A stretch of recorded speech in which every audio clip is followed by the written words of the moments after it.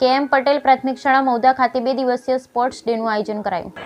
કે.એમ. પટેલ પ્રાથમિક શાળા મૌદા ખાતે 2 દિવસીય સ્પોર્ટ્સ ડેનું આયોજન કરવામાં આવ્યું, જેમાં સંગીત ખુરશી દોડ, લીંબુ ચમચી, કોથળા દોડ જેવી રમતો વિદ્યાર્થીને રમાડી વિદ્યાર્થીના ભણતરની સાથે સાથે બાળકોને સહ-અભ્યાસિક પ્રવૃત્તિ કરવામાં આવી.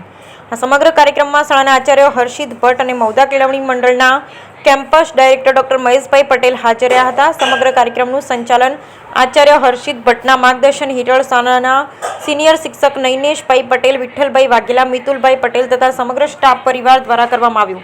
આ 2 દિવસીય સ્પોર્ટ્સ ડેના અંતિમ દિવસે વિજેતાના નામ જાહેર કરવામાં આવ્યા.